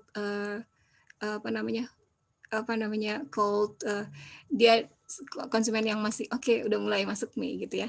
Nah, dia mulai tertarik, interestnya mulai kan ada timbul, akhirnya bertanya, terus kemudian melihat-lihat, terus kemudian mau dihubungin misalnya atau tanya balik atau ada respon-respon lainnya. Nah, itu udah masuk ke warm ya. Nah, terakhir adalah decision gitu, sampai dia membuat keputusan. Karena kan mungkin kalau yang besar-besar itu harus pertimbangkan atau segala macam, it's okay gitu. Namun selama proses ini kita harus tetap jaga yang tadi udah kita bangun ya, yang mulai dari trust kita, awareness kita udah terus dibangun, terus kemampuan kita untuk membuat dia nyaman gitu ya. Jadi saat kita di callback-nya lagi kita bisa menjawab dengan ramah, dengan baik, itu terus dijaga gitu sehingga dia membuat decision, membuat keputusan, oke, this is finally dia mau beli gitu ya. Ini keputusannya oke, kita beli gitu. Hingga akhirnya action ya udah closing gitu insya Allah. Dan semua proses ini kita jalani dengan konsep yang sama gitu terus, karena kan bisa aja di giliran di decision-nya udah mau closing gitu, kita tidak gunakan lagi persuasif kita gitu, kita membujuk kita tuh kita udah mulai malas karena udah mau ini nih, udah mau closing nih, udah gitu, kita cari customer, maksudnya klien konsumen yang lain gitu, nggak boleh juga gitu, dia tetap dapat porsi yang sama waktu kita ini kan tetap fokus juga gitu, jadi biar pas ending terakhir tetap closing gitu. Jadi kalau misalnya kita lengah di proses ini, di decision-nya atau di interest-nya, maka ya untuk sampai ke action-nya itu agak susah gitu. Jadi ini tetap kita harus jaga gitu. Karena saya pernah tuh pameran, kan banyak ya orangnya, saya lagi jelasin ini ada yang nanya ini kan gitu, ini gimana nih gitu. Sementara misalnya secara penampilan lebih baik gitu kan, tapi kan tetap dia punya hak yang sama untuk dijelaskan untuk hal lainnya gitu, sehingga ya sudah akhirnya tetap kita fokus sama yang ini sampai dia kebutuhannya terpenuhi sampai closing baru kita layanin yang lain gitu. Oke, sampai sini silahkan kalau bertanya, lebih kurangnya saya mohon maaf, dan semoga ini bisa menjawab hal-hal yang bisa teman-teman bisa menambah keterampilan dan pengetahuan teman-teman. Kalau misalnya puas, mungkin jangan puas ya gitu, karena kalau kita puas kita nggak akan berhenti belajar gitu. Dan saya juga bukan alat pemuas gitu, jadi pelajari dari hal yang lain. Kalau ada yang kurang, mohon maaf. Silakan kalau mau ada pertanyaan. Sebentar, ini ada gangguan sedikit. Baik. Terima kasih Bu Hesti atas pemaparannya. Mungkin kita masuk ke tanya jawab ya. Nah, kita bisa lihat di Q&A. Kalau misalnya ada yang mau bertanya, boleh bertanya di Q&A. Jadi bisa kita lihat. Manakah Q&A-nya sebentar. Nah, ini misalnya ada yang bertanya, Mbak Rita, Mbak Hesti, apakah komunikasi persuasif ini selalu berhasil? Dalam kita mengajar, kadang-kadang sudah bikin suasana senyaman mungkin, ada saja siswa yang tidak mengerti. Siswanya nggak ngerti-ngerti. Tapi begitu kita gunakan komunikasi agresif, nah, pakai teriak sedikit, baru nih ngerti. Nah, apakah kasus seperti itu komunikasi agresif lebih berperan? Dari Mbak siapa tadi? Mbak Rita.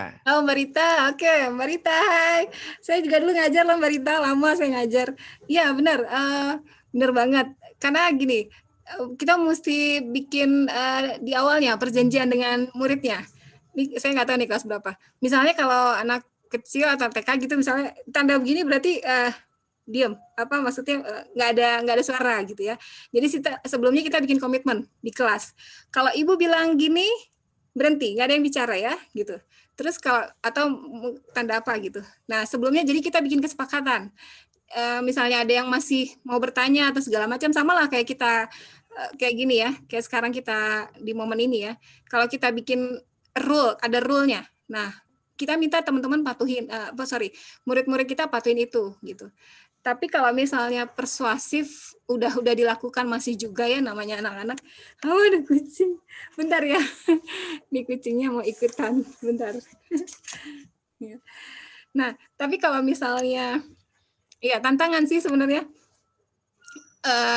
Nggak apa-apa juga sekali-sekali pakai yang tadi agresif, karena anak-anak juga perlu diajarkan bahwa itu nggak boleh, itu salah gitu.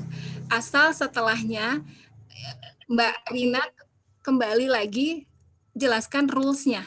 Maaf ya, Ibu tadi agak keras sama kamu. Soalnya kita udah punya kesepakatan kan seperti ini dan kamu langgar itu gitu. Jadi dia tahu karena sebelumnya udah diberitahu gitu. Nah, salahnya adalah kadang lupa memberitahu. Kalau misalnya diulang lagi nggak apa-apa. Pas awal pembelajaran ingetin lagi. Jadi dia akan malu sendiri kalau dia melanggar. Kan udah diingetin di awal. Oke ya, kita ingetin lagi buat yang ini gitu.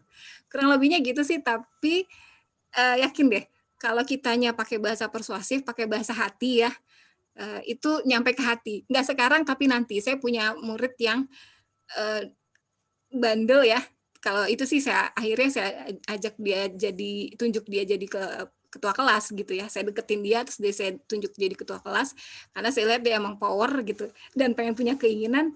Ya udah bener, pas dia jadi ketua kelas, dia lebih tenang, terus kemudian dia juga merasa, dan saya kasih tugas gitu, jadi kita kerjasama, dan dia merasa punya power, dipercaya, akhirnya aman gitu insya Allah. Terus kalau ada yang bandel, misalnya jailin temennya gitu ya, ini kenapa nih, biasanya mohon maaf ya, kalau yang nggak pinter juga itu juga jadi masalah sih. Yang nggak pinter juga kadang dia bingung kan, nih, maaf, kucingnya ikutan. Nah, kayak gitu. Nah, biasanya pengalaman saya ya, itu saya pernah ada anak yang dia bodoh gitu, tapi dia, Allah maaf, kurang pinter, tapi dia akhirnya dia bandel gitu, tapi dia saya lihat dia pengen bisa gitu, tapi dia nggak tahu harus gimana gitu. Akhirnya ya udah saya buatin dia tugas waktu ulangan, saya bikin soal sendiri sama dia, buat dia gitu ya. Terus kan dia nilainya kemarin kecil-kecil mulu gitu. Itu kan bikin dia jadi justru pemicu dia gitu, cari perhatiannya dengan bandel itu. Akhirnya saya buat dia dapat nilai 8 gitu. Waktu itu pas dapat nilai 8, dia dapat nilai gini. Siapa lupa saya namanya. Dapat nilai 8, saya pajang gitu di depan, dia bangga banget gitu. Dan terus akhirnya dia trust ke saya. Terus ya udah, akhirnya saya coba ambil dia, saya keep dia, saya ajarin dia sampai dia paham, oke gitu. Jadi sebenarnya dia minta untuk diperhatikan gitu. Kira-kira ini nggak ya, nyambung ya? Insya Allah ya, bisa dipahami ya? Insya Allah. Oke. Kita lanjut lagi karena waktu terus berjalan. Betul, mohon maaf. Ada yang bertanya nih, Mas Heri. Ini mungkin merujuk ke tadi yang yes itu ya, Bu. Iya, siap. Yes terus bukannya tanda kalau lawan bicara dengan pembicaraan. Lawan bicara dengan apa? Kalau misalnya dijawab yes terus, Oh apakah iya. itu tanda kalau lawan bicara sebenarnya bosan dengan pembicaraan? Kalau ya bisa jadi seperti itu, tapi karena misalnya dia nggak enak ya sama kita gitu ya, nggak apa-apa. Yang penting informasi itu sudah kita sampaikan, terus kita kritik balik ke kita. Ini apa ya yang buat dia boring gitu. Oh mungkin kita mungkin kita nyampeinnya sebentar, maaf. Oke. Jadi kalau misalnya ada yang yes set ya namanya, yes terus dia oh iya oh iya daripada nyari aman lah ya istilahnya kayak gitu, ya kita coba introspeksi. Oh mungkin dia nggak nyaman sehingga dia yes aja gitu, atau mungkin emang dia bukan market kita gitu, ya udah nggak apa-apa, yang penting kita sudah berusaha kan gitu. Terus ke kitanya kita introspeksi aja, ada apa ya yang kurang dari kita gitu. Jadi nggak apa-apa juga, diterima aja. Bisa dipahami ya, maksudnya misalnya tidak berhasil, dia udah ngomong yes, tapi kan ternyata itu bukan sebuah iya gitu, dia cuman nggak enak sama kita. Ya udah, kita coba introspeksi, mungkin dari presentasi kitanya yang kurang nyaman, terus kemudian ya udah kita mungkin itu bukan konsumen kita, cari lagi gitu istilahnya. Sampai yang benar-benar yes, ya itu valid gitu. Sambil kita introspeksi terus ya. Oke, bisa ya, insya Allah ya. Ayo semangat. Insya Allah. Baik. Nah, ini kita ada lagi nih. Bu Hesti, sebenarnya mood itu tanggung jawab kita sendiri atau orang lain? Kadang kita sudah menjaga mood, tapi orang yang dituju tetap aja bebal. Jadi kita ketarik ke emosi negatif. Dan aura atau vibrasi ini terkadang ada orang yang mengartikan sebagai sesuatu yang mistis.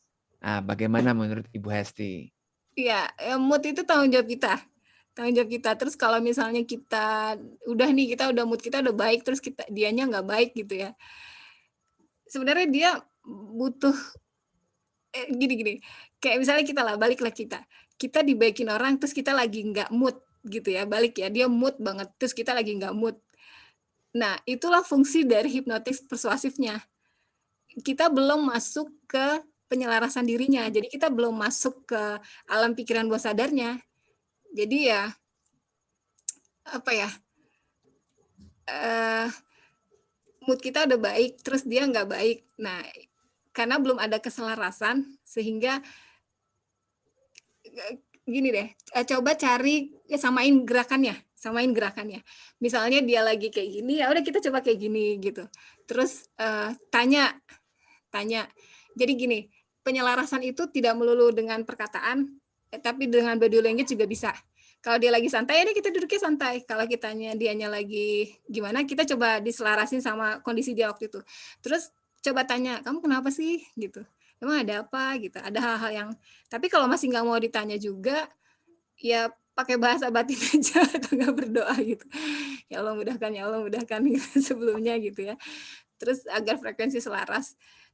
Kemudian kita coba membuat dia happy, ajak bercanda, ajak lelucon gitu ya, atau hal-hal yang lain lah yang membuat menarik dia gitu.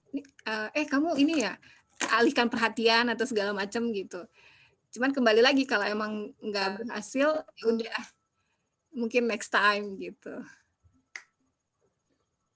Oke, mungkin nanti ada beberapa pertanyaan yang bisa ditanyakan di platform Udemy. Jadi tunggu dulu, jangan selesai dulu. Nanti ada bonus di akhir acara. Mungkin yang di sesi ini kita tutup dengan satu pertanyaan lagi ya, karena pertanyaan ada beberapa yang bertanya juga, Bu.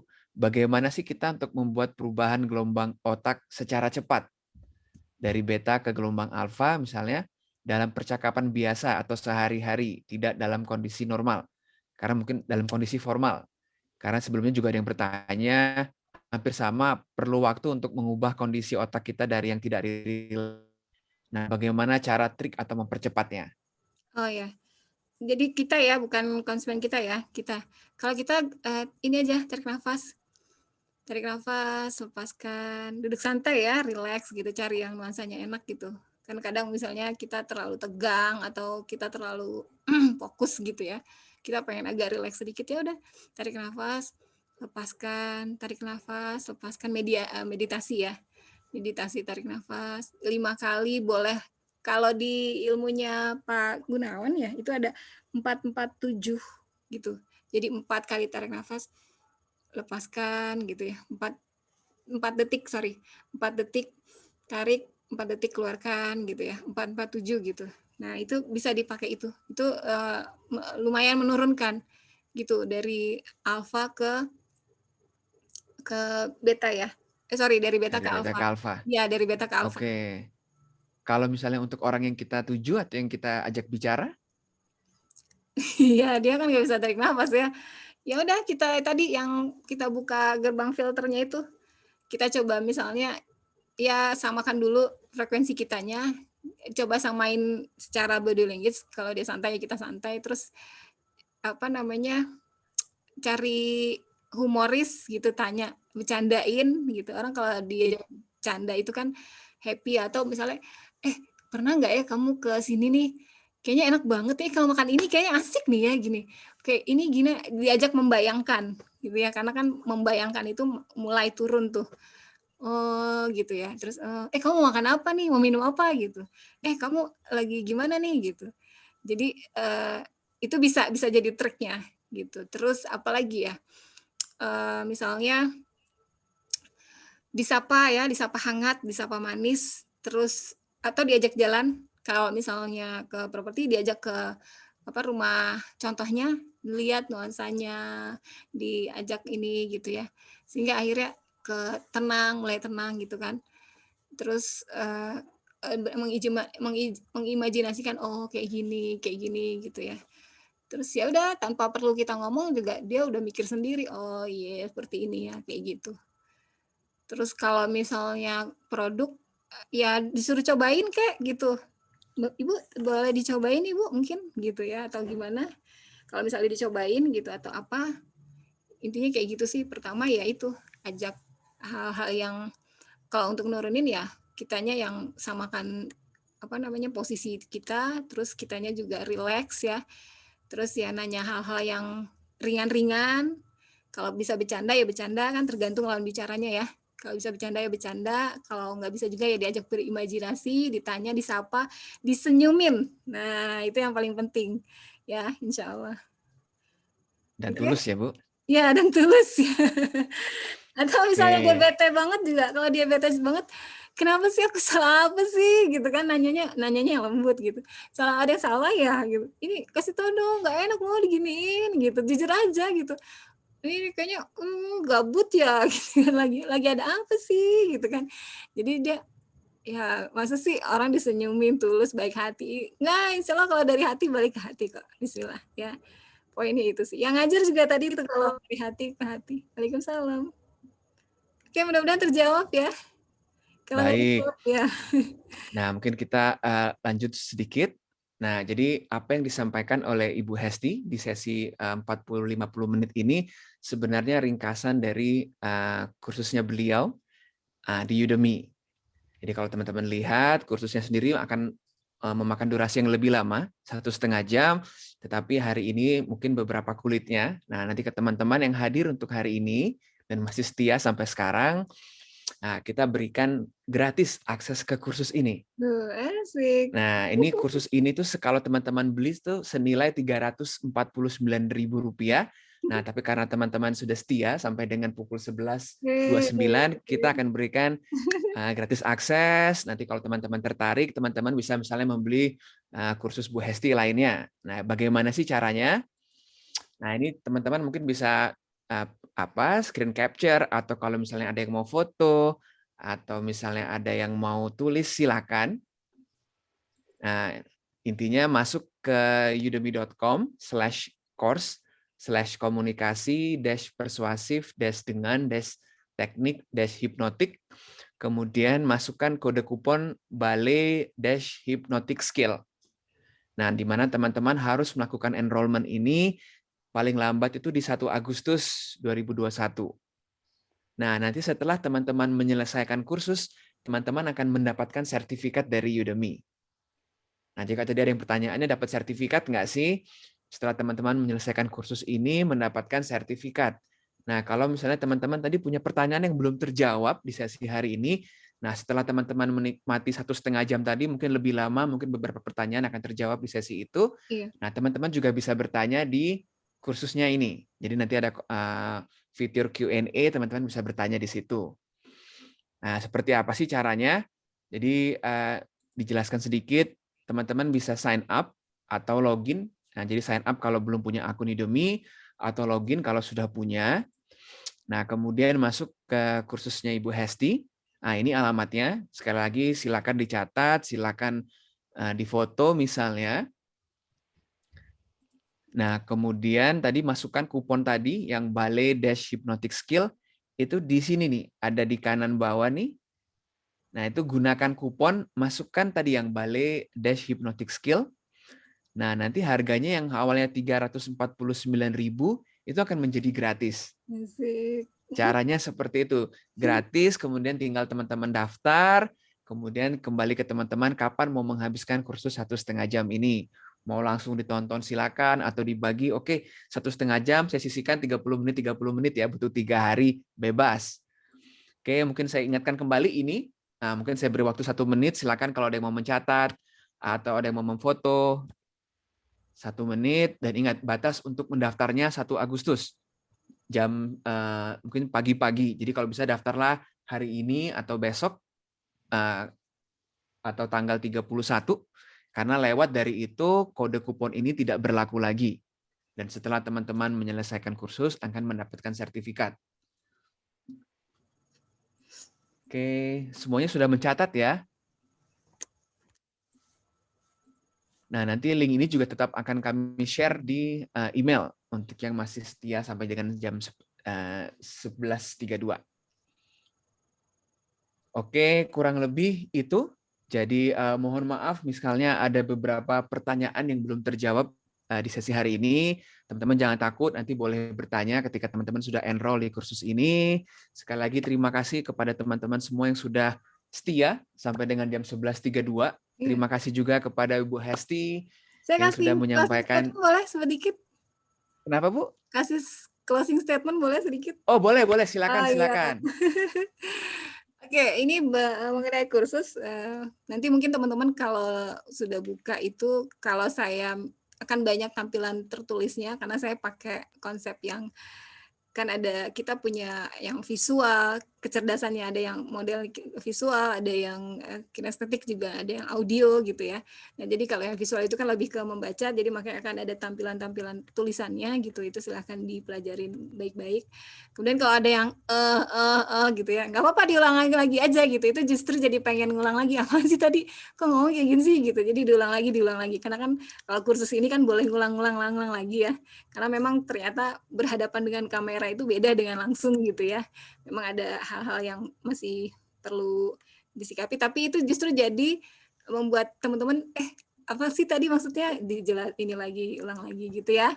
Terus gini, yang paling penting adalah lakukan ini dengan sebuah niat baik, dengan ketulusan, senyum aja dulu, senyum itu membuka banyak hal ya, pintu gerbang itu dimulai dari senyum gitu, senyum dulu, senyum yang tulus, benar-benar kita ingin membantu klien kita dari hati, dan kalau masalah hasil itu masalah rezeki kita ya dari Allah, tapi yang perlu kita lakukan pertama adalah ikhtiar kita, dan niatkan baik bahwa kita ingin membantu dia, jadi justru malah ini jadi kebaikan kita kan, berhasil nggak berhasil kita udah punya niat kebaikan membantu dia gitu. Nah itu kalau udah ada di mindset kita, otomatis aura positifnya akan keluar, apapun kondisinya nanti biarlah Allah yang tentukan gitu, itu masalah bagian dari takdirnya gitu ya. Yang penting kita usaha maksimal dan insya Allah dengan niat yang baik, dan terus ya, skill ini nggak bisa sekali, lakukan lagi. Teman-teman juga perlu belajar yang lain gitu, karena biar memperkaya, semakin kaya kita belajar, akan banyak ilmu pengetahuan yang bisa keluar secara otomatis, dan teman-teman menjadi seorang negosiator yang handal, keren banget pokoknya. Kalau udah sales tuh, kalau yang udah jago banget itu wah mantep, gajinya udah bukan digitnya udah banyak deh pokoknya gitu ya.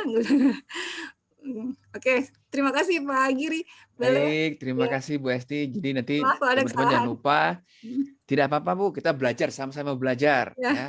Jadi teman-teman tinggal masuk ke kursusnya, terus dipelajari, nanti boleh bertanya di situ. Terima kasih sekali lagi Bu Esti, Ya. Pak Saleh dari Balai Training, teman-teman juga terima Ya, kasih telah sama-sama Mbak hadir. Giri. Untuk mereka, Mbak Giri, mohon maaf, untuk mereka yang bisa menyelesaikan dalam jangka waktu tertentu, akan ada bonus tambahan kursus atau gimana Pak? Belum. Nanti kita bisa bicarakan itu Pak. Oh baik. Baik. Ya. Oke, kurang lebih itu. Jadi semoga sesi hari ini bermanfaat. Amin. Amin. Dan semoga nanti ketika teman-teman telah belajar, silakan dipraktekkan di kehidupan sehari-hari. Sekali lagi terima kasih atas waktunya. Mohon maaf jika ada salah-salah. Wabillahi taufiq wal hidayah. Wassalamualaikum warahmatullahi wabarakatuh. Selamat siang semuanya. Terima kasih Pak Giri, Bu Esti, terima kasih. Terima kasih. Sama-sama. See you.